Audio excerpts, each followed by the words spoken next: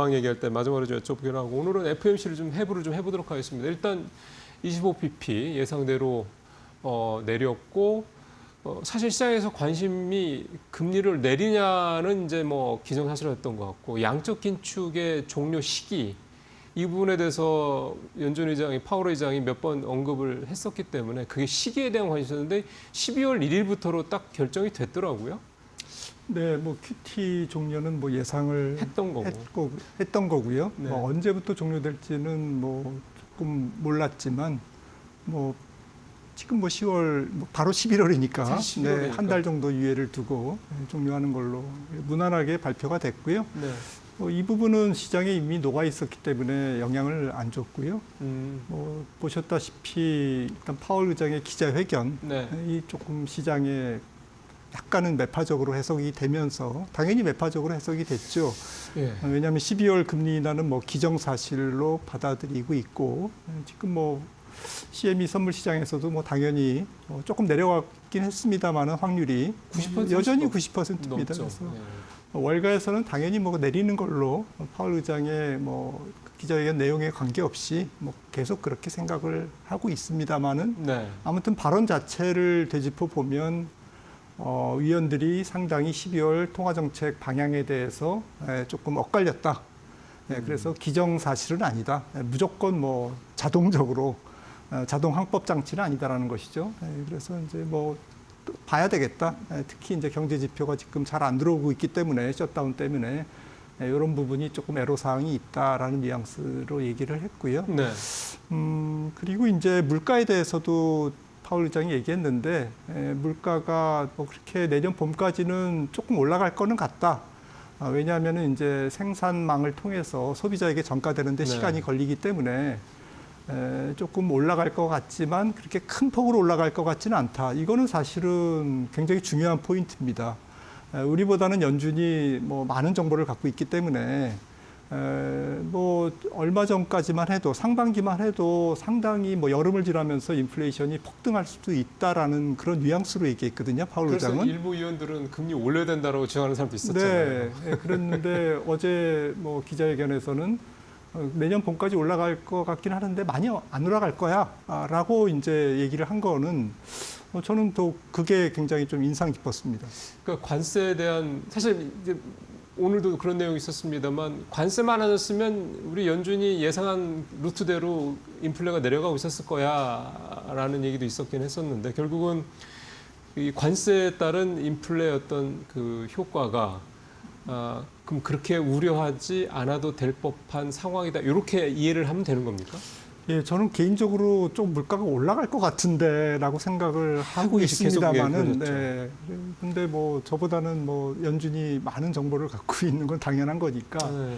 파월 의장이 뭐 조금 올라가겠지만 그렇게 우려할 건 아니다라는 것은 시장에 상당한 안도감을 줬죠. 그러니까요. 그래서 어쨌든 뭐 매파 얘기는 하는데 그러니까 오늘 사실 두 가지 얘기를 참 많이 한 거죠. 고용하고 물가 얘기를 하는데 물가는 좀 그렇게 좀 말씀을 하셨고 고용은 사실은 ADP께 물론 이게 좀 그 시간차가 조금 있는 거라 이거를 100% 그렇게 바로 최근의 상황이다 이렇게 보기는 어렵다라는 지표라고 얘기는 합니다. ADP 나온 게 고용이 좀 늘은 걸로 나와서요. 그럼 고용도 좋아지는 거 아니야? 이렇게 되면은 그래서 이번에 연준 FOMC 열리기 전에 뭔가 멘트가 좀 다르게 나온 거예요. 금리는 내리더라도 고용도 좀 좋아지는 것 같아서 더 매파적인 표현이 나오지 않겠냐 이런 일부의 전망도 있었는데 고용에 대해서는 여전히 뭐 내려가고 있다, 뭐 둔화되고 있다 이렇게 지금 얘기를 한 거잖아요. 성명서에서도 고용은 싣고 있다라고 못 박았고요. 그거는 뭐 1년 전 뭐 작년 9월에 이제 50bp나 스타트 할 때에 비해서 지금 신규 고용 일자리 수가 거의 10분의 1 토막이잖아요. 그리고 지난달에는 이제 마이너스 나왔고, 그리고 ADP 고용을 지금 주간으로 발표되는데 속보치도 요즘에 나오더라고요. 네. 그래서 월간으로 계산하면 지난달에 그냥 한 5만 명 정도 증가한 걸로 이제 추정은 되는데 지금 잘 모르겠고요. 아무튼 뭐 5만 명이든 뭐 0이든 빵이든 뭐 아주 급감한 거죠. 지금 급감했는데 좀 우리가 여기서 생각해 봐야 될 것은 지금 고용률이 여전히 4.3%입니다. 경제활동 인구, 생산 가능 인구 대비 기업의 구인 건수를 나눈 네, 비율이 고용률이. 이제 구인율인데 구인율이 4.3%인데 구인율이라는 것은 이제 노동 수요의 버퍼죠. 노동 수요의 버퍼가 아직까지는 괜찮아요. 괜찮다. 예, 그래서 이 버퍼가 다 이제 없어져야 실업률이 본격적으로 올라가는데 실업률이 지금 안 올라가는 것도 조금 약간 다른 변수도 있거든요. 네. 불법 이민자들이 지금 추출당하고 이러면서 노동 공급이 원활하지 않은 부분, 이런 부분도 있기 때문에 고용 시장이 좀 수수께끼 같다. 파월 의장도 지금 뭐 지난번에도 그런 얘기를 했는데 어쨌거나 지금 고용 시장은 분명히 1년 전보다는 확실히 식었지만 지금 50bp를 인하하거나 그렇죠. 당장 그렇죠. 내지는 뭐 12월에 무조건 인하하거나 그 정도로. 뭐 조건 없이 인하하거나 이럴 정도의 상황은 아니다라는 아니다. 거죠. 왜냐하면은 지금 이미 어제 인하로 150bp가 인하됐거든요. 그렇죠. 작년 9월 대비 5.5에서 이제 4.0까지 상단 기준으로 상단에 이렇게 내려갔기 내려오니까. 때문에 이 4.0이라는 의미는 미국 소비자 물가 3%에 실질 성장률 2%, 즉 명목 경제 성장률 5%에 비하면 중립 수준입니다. 중립 내지는 약간 경기에 도움을 주는 완화적인 수준이, 약간 완화적인 수준이지요. 그러니까 3.75 다음 12월에 또 내린다면 이거는 이제 완전히 완화적인 스탠스로 이제 기우는 겁니다. 지금은 기울까 말까 정도고, 만약에 여기서 25bp를 더 인하하면 이거는 이제 연준으로서도 내년도에 경기 둔화에 베팅하는 거죠. 그렇죠. 그런 의미가 있기 때문에 파월 의장의 어제 발언은 이제 그런 배경인 거죠. 네. 그리고 또 궁금해하실 만한 부분이 금리를 내리면 달러 가치가 떨어지는 거니까 달러 인덱스가 뭐 하락을 하고, 뭐 또 하나가 국채 금리도 이제 하락을 해서 국채 금리도 상승을 해서 이제 국채 가격이 떨어지는, 이제 이런 식의 보통 그렇게 생각을 하는데, 오늘은 보면 국채 금리도 4% 넘기고 인덱스도 오르고, 그래서 그냥 언뜻 생각하면은 우리가 알고 있는 매크로 상식하고는 조금 다른 모습도 보이는데, 이게 뭐 일각에서는 매파적인 발언 때문이다 이렇게 생각도 좀 하고 하는데, 이게 시장에 일종의 불안감이 좀 남아 있다고 봐야 되는 걸까요? 아니면 뭐 셧다운 뭐 이런 이슈들이 아직 있어서 그런 걸까요? 이렇게 이게 언뜻 상식적으로 이해되지 않는 그런 뭐 수치가 나오는 거는 또 어떻게 좀 봐야 되겠습니까?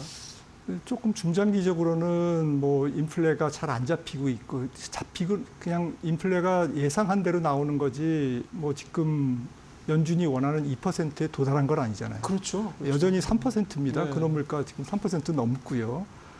그런 거고, 그 다음에 뭐 내년 회계년도, 올해 회계년도 미국 내년 회계년도까지 국채 발행은 계속 늘어나게 돼 있습니다. 네. 아무튼 갈수록 늘어나게 돼 있고, 그거는 이제 금리의 이제 상승 요인이잖아요. 예. 그다음에 미국 경기가 안 식고 있습니다. 네. 고용이 좀 식었지만 지금 실질 성장률이 여전히 지금 뭐 좀 둔화된다고 쳐도 하반기에 뭐 1% 후반, 그리고 내년도 전망도 거의 2%거든요. 아직까지는 뭐 가봐야 알겠습니다. 우리보다 훨씬 낫죠. 네, 그러니까 소위 GDP 갭, 잠재 성장률 대비 지금 안 낮아요. 그러니까 인플레이션이 잘 안 잡히는 거죠. 맞습니다. 그러니까 사실은 이제 금리가 안 떨어지는 게 정상입니다.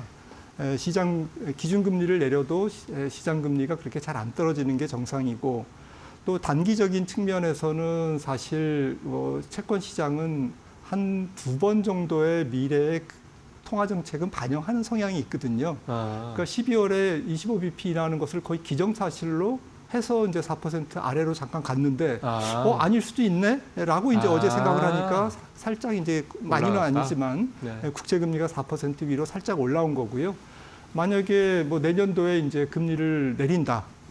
정말 이제 비둘기파가 완전히 포진돼서 저는 내년에 한 3번 내릴 걸로 보는데, 12월에도 내리고, 그렇죠. 그러면 이제 최종 기준금리가 이제 3.0%까지 내년 9월 달에, 뭐 낙관적으로 보면 이제 저는 이제 3.0%까지 갈 수 있다고 생각을 하고. 상단이요? 네, 상단이 미국이.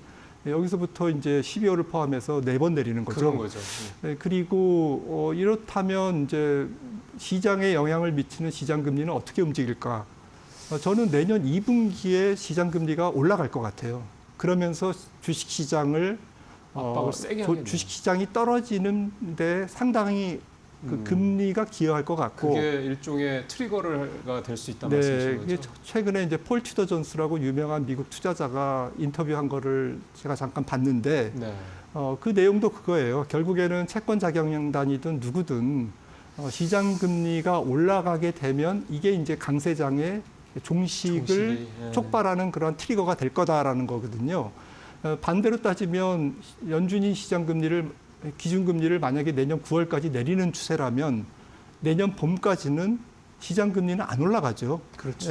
적어도 뭐 한 6개월 후에 정도에 그 정도의 금리를 계속 내린다라고 예상하면 내년 2분기까지는 시장 금리가 그렇게 시장을 발목을 안 잡을 겁니다. 만약에 어닝도 살아 있다면 그렇죠. 강세장은 내년 봄까지 지속될 수 있다.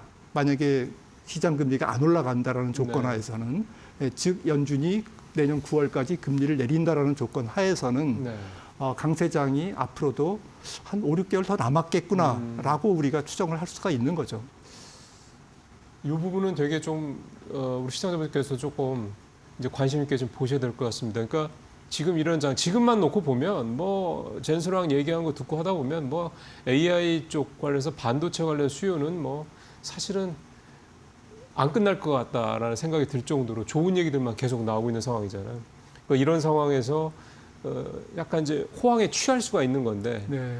뭔가 그런 상황에서도 시장은 계속 움직이고 우리가 눈에는 안 보이지만 뭔가 어떤 시장을 이렇게 분위기를 전환시킬 수 있는 그런 여러 가지 어떤 재료들이 왔다 갔다 할 수 있는데 그게 현재로서는 눈에 띄는 게 미국의 국채 금리가 내려가는 게 아니라 금리를 이렇게 내림에도 불구하고 올라가서 그래서 시장을 이제 네, 맞습니다. 이렇게 조정을 줄 수 있는 네. 그런 계기가 될 수 있다. 네. 그래서 이제 미국의 국채 금리 이 추이는 여러분들께서도 좀 계속해서 좀 지켜보실 필요가 있을 것 같습니다. 우리 얘기 조금 이제 해보겠습니다. 3분기 성장률이 나왔는데 1.2%에서 예상치보다도 높게 나왔고, 그다음에 이창용 총재는 거기에 더해서 이런 식으로 가면 4분기에도 괜찮을 것 같고, 그러면 올해 1% 이상 성장도 할 수 있을 것 같다라고 얘기를 하던데요. 이게 단순히 민생회복 소비 쿠폰의 효과로만 놓고 보기에는 좀 뭐 더 이렇게 좀 있지 않을까 싶은 생각이 들어서요. 네, 뭐 민생 쿠폰하고 뭐 반도체 호황 두 가지가 지금 그렇게. 성장률을 업시키고 있는 것 같고요. 뭐 하지만 저는 뭐 다 아시다시피 우리나라 잠재 성장률이 거의 뭐 2% 가까이 아직까지 되는데 지금 뭐 1%니 1.1%니 1.2%라고 뭐 그걸 논하는 것 자체가 좀 큰 의미가 없다. 또 특히나 마켓에는 큰 의미 없다라는 거고. 예, 뭐 시장에는 지금 뭐 우리 펀드멘탈 가지고 시장이 올라가는 건 아니니까요. 네, 그래서 뭐 그것보다는 결국에는 이제 하늘에서 보는 것은 그래도 생각한 것보다는 좋은 뭐 그러한 흐름을 조금 포착은 하는데 결국에는 이제 조금 구조가 많이 개선돼야 된다. 지금 뭐 정부에서 추진하는 여러 가지 이제 신성장 동력이라든지 맞습니다. 또 자본이 조금 부동산보다는 생산적인 부분에 흘러 들어가게 되는 부분이라든지 이런 부분 이제 구조적인 또 정책적인 이런 여러 가지 이런 저기가 필요하다라는 것을 이제 계속 강조하는 거죠. 근데 이게 낮아지고 있는 하향 추세로 들어선 이 잠재 성장률을 다시 꺾어서 올리는 거는 참 엄청나게 어려운 일인데 뭐 미국 같은 경우야 뭐 계속 올라가고 있지만 우리가 이게 이제 산업구조 개편이 등등등 뭐 그동안에 나왔던 무수히 많은 우리나라의 잠재 성장률을 상향시키기 위한 뭐 이런 얘기들 사실 지금 이제 그게 또 시간도 되게 중요한 거잖아요. 그렇다고 보면 이번 이재명 정부 내에서 뭔가 그런 구조적 변화가 있지 않으면 잠재 성장률을 다시 이렇게 추세를 꺾어 올리기는 정말 쉽지 않을 것 같은데 지금의 어떤 자본시장 개선 제도라든가 여러 가지 정책들이 글쎄요. 어떻게 보세요? 돌아보면 지난 한 뭐 어느 정부나 지금 막론하고 지난 한 10여 년간 우리는 신성장 동력의 씨를 안 뿌렸고 그렇죠. 그게 이제 코스피의 박스피로 그냥 그대로 나타난 거죠. 예, 원인이 그렇게 된 거고 지금 이제 씨를 뿌려야 될 텐데 뭐 답은 나와 있죠. 어디에다 뿌려야 그렇죠. 될 건지는 나와 있는데 조금 어느 정도 이제 구체성을 갖느냐. 그리고 예를 들자면 이제 AI 뭐 말로만 됩니까? 전력망이라든지 뭐 이런 부분도 같이 이제 그 준비가 돼야 되는 거고 또 기업들의 생태계 그리고 이제 자본시장의 이제 구조 변화 이런 부분들이 이제 같이 맞물려서 돼야 되겠죠. 예. 이제 마지막으로는 이제 시장 얘기를 그래도 좀 봐야죠. 4,140 좀 넘었죠. 4,129 조금 내려왔네요. 1.2%까지. 어쨌든 4,100까지 넘었고 JP모건은 아주 호기롭게 6,000 갈 거야 얘기도 좀 하고 있고 우리나라 증권사 중에서 5,000 얘기를 하는 데가 나오기 시작을 했습니다. 이 지수에 대한 긍정적 기대감은 좀 많고 근데 잘 아시는 것처럼 가진 자와 그러니까 번 자와 못 번 자의 소위 말하는 이 양극화는 굉장히 또 심해지고 있고 여러 가지 시장이 좀 이렇게 뭐랄까 되게 기분은 되게 이렇게 업되는 것 같은데 딱히 손에 쥐는 건 별로 없는 것 같기도 하고 요즘 시장 상황이 좀 그런 것 같습니다. 그렇습니다. 뭐 대부분의 투자자분들이 뭐 하더니 뭐 지금 4천 갔는데 뭐 크게 뭐 그러니까 감동이 없는 그렇죠. 그런 분들이 감동이 없는, 예. 그런 분들이 많으실 겁니다. 근데 이제 지금 JP모건 6천 얘기도 했는데요. 저는 이제 지수를 그 타겟팅하는 것은 정말 어리석은 일인 것 같아요. 왜냐하면은 뭐 항상 뭐 잘 아시겠지만은 코스피도 그렇고 S&P도 그렇고 페어 밸류 공정 가격까지 가는 건 아니잖아요. 그것보다는 지금은 이제 반도체 사이클, AI 사이클이 언제까지 지속될 건가에 초점을 두고 그거에 조금 초점을 두는 게 좋을 것 같아요. 그 가격이 6천이 됐든 7천이 됐든 그거는 시장에다 맡겨야 됩니다. 그렇죠. 지수에 대해서 굳이 뭐. 네. 근데 최근에 한국은행 자료를 보니까 또 증권사 리포트도 뭐 대부분 비슷한 기조일 것 같은데요. 지금 반도체 사이클, AI 사이클이 뭐 장기적으로는 물론 이제 계속 가죠. 그런데 이제 장기적인 건 아니고 이번 순환 사이클에서 어느 정도 위치에 와 있느냐라는 부분에서 일단 우리나라 전 세계 반도체 사이클이 뭐 가장 길었을 때가 2016년에 뭐 서버 투자 이렇게 데이터 센터 막 투자할 때 그때가 한 16분기 한 4년 지속됐는데 지금 2년 지속됐거든요. 8분기, 9분기 지속됐기 때문에 앞으로도 한 1, 2년 정도는 사이클이 남았다. 적어도 1년 정도는 남았다라고 생각을 합니다. 내년 말 정도까지. 네, 이게 지금 또 장기 추세선에서 과거에 그 반도체 사이클이 피크 칠 때와의 괴리, 추세선에서의 괴리도 한 70% 정도 고점에 지금 근접해 있다. 그러니까 남은 지금 사이클이 한 뭐 앞으로 이제 고점을 반도체 사이클이 고점을 찍으러 가는데 거기까지 도달하는데 기간적으로나 내용적으로나 한 70% 정도 남았고 나머지 이제 30% 정도의 지금 사이클을 충족하는 과정에서 주가가 더 올라갈 수 있다라고 이제 해석을 할 수 있고요. 한 가지 팁은 미국의 AI 기업들, M7 기업들의 마진율이 급격하게 떨어지지 않는 한 이 투자 게임은 약간 치킨 게임 비슷한 순환 출자 요즘 그런 것도 있는데요. 이런 게임은 투자가 멈춰야 이 사이클이 끝나는 거거든요. 전 세계 AI 사이클이 한번 일단 매듭을 짓는 거죠. 그런 측면에서는 아직까지는 아니다. 고점은 아니다라는 것은 분명하다라는 겁니다. 앞서 말씀하셨던 그 뭐 상황들을 좀 감안을 하면은 뭐 내년 뭐 상반기쯤 해서 뭐 미국의 국채금리나 이런 것들을 감안하면 미국의 국채금리가 사실 꺾여서 더 상승을 해가지고 시장을 조정에 빌미가 된다 그러면 우리 시장도 사실은 좀 어려울 수 있지 않습니까? 당연히 그렇죠. 그러니까 미국 증시가 언제 꺾일까라는 부분도 AI 사이클을 쥐고 있는 M7을 비롯한 AI 기업들의 지금 재무 컨디션이나 수익 컨디션 이 부분을 좀 주목해야 될 것 같습니다. 예, 저희가 뭐 계속 좀 팔로우를 하고 있으니까요. 여러분에게 수시로 좀 말씀을 드리도록 하겠습니다. 박사님 말씀 잘 들었습니다.